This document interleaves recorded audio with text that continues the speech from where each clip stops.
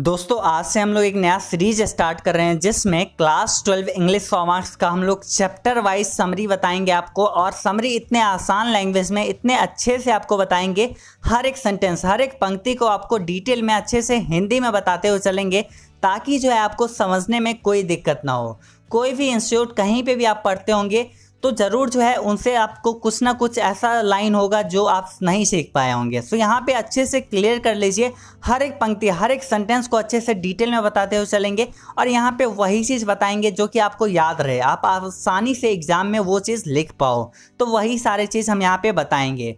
तो आज हम यहाँ पे देखने वाले हैं क्लास 12 इंग्लिश 100 मार्क्स के प्रोज सेक्शन का चैप्टर 1 जिसका नाम है Indian civilization and culture.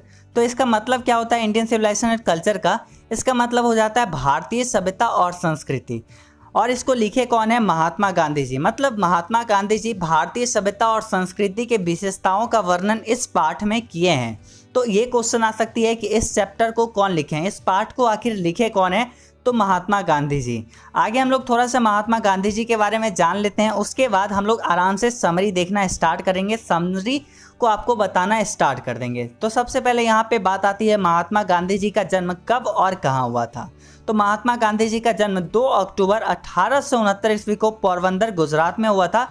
Born on 2 October 1869 at Porbandar in Gujarat. उनका जन्म 2 अक्टूबर 1869 ईस्वी को पोरबंदर गुजरात में हुआ था। आगे हम लोग यहाँ पे देखते हैं Mahatma Gandhi is known as father of nation. Mahatma Gandhi ji को राष्ट्रपिता के नाम से भी जाना जाता है और वही जो है Indian civilization and culture part को लिखे हैं। उसके बाद नेक्स्ट यहाँ पे महात्मा गांधी जी की डेथ के बारे में जान लेते हैं, वो कब से कब तक जीवित रहे। उनका डेथ जो है 30 जनवरी 1948 को कहाँ हुआ था? बिरला कैंपस में उनका डेथ हुआ था।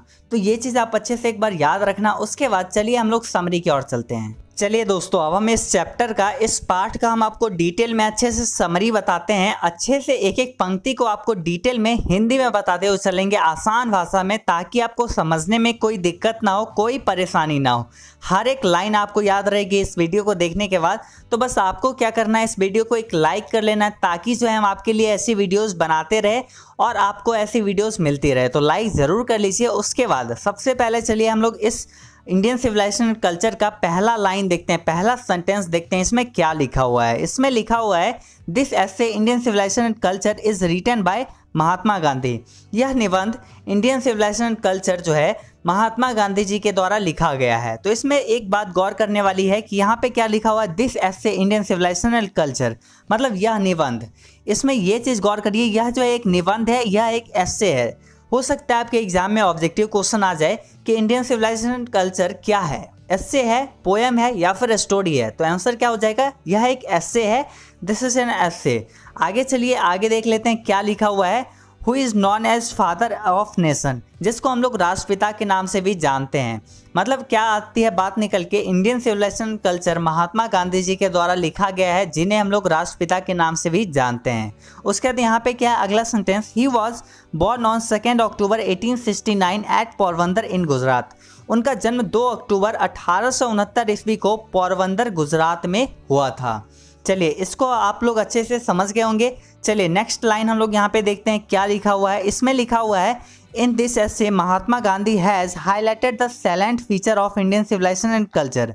इसमें बताया गया है, इस निबंध में महात्मा गांधी जी भारतीय सभ्यता और संस्कृति के मुख्य विशेषताएं को बताए हैं। He says that foundation of Indian civilization is far better than western civilization. इसमें बताए हैं, वे कहते हैं कि भारतीय सभ्यता पश्चिमी सभ्यता से बहुत अच्छा सभ्यता है। And our civilization can't be beaten in the world because we are following the path that our ancestors made for अस।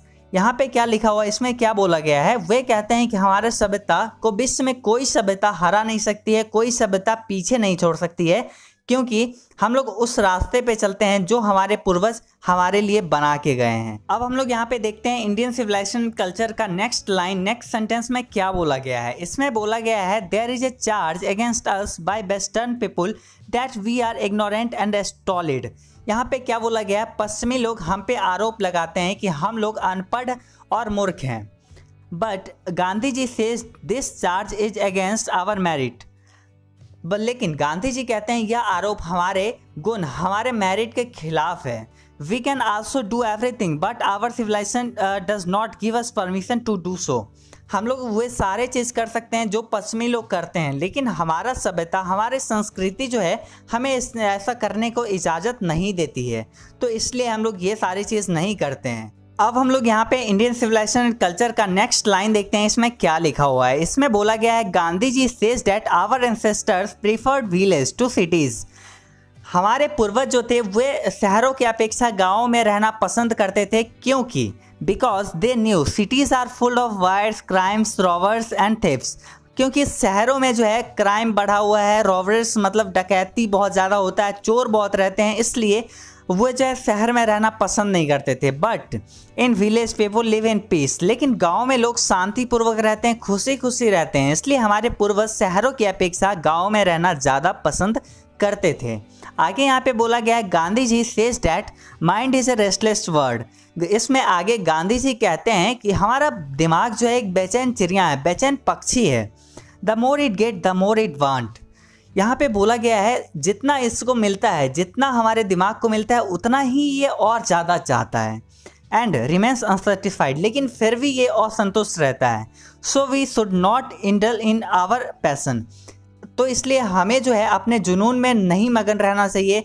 जितना चाहिए उतना ही में हमें, जितना मिला है उतना में ही हमें खुश रहना चाहिए, उतना ही में हमें खुश रहना सीखना चाहिए। तो होप आप इसको अच्छे से समझ गए होंगे, इस पाठ में आखिर क्या बोला गया है, इसमें आखिर क्या समझाए हैं महात्मा गांधी जी इंडियन सिविलाइजेशन कल्चर में।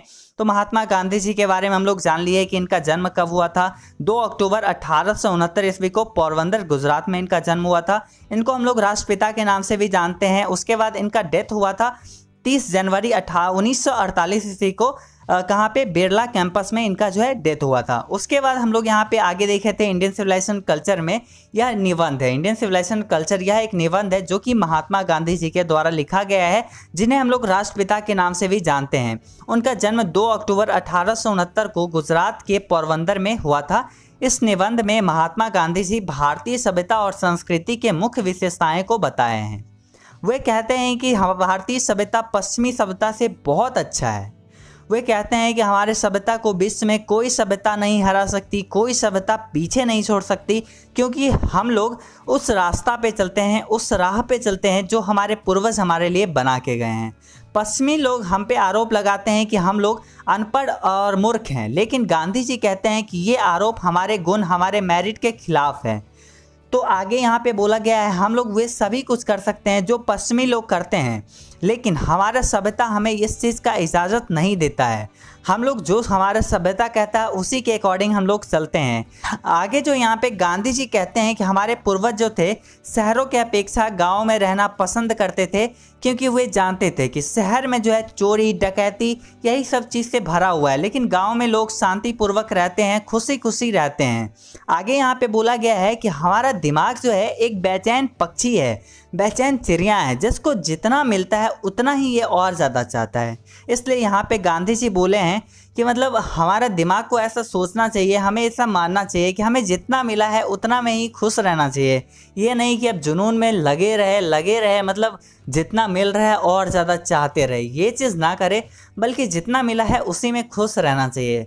तो हम आपको पूरे अच्छे से डिटेल में इस चैप्टर के बारे में समझा दिए कि इस चैप्टर में महात्मा गांधी जी क्या बताना चाहे हैं और इसमें क्या चीज़ आपको पढ़ना था। हम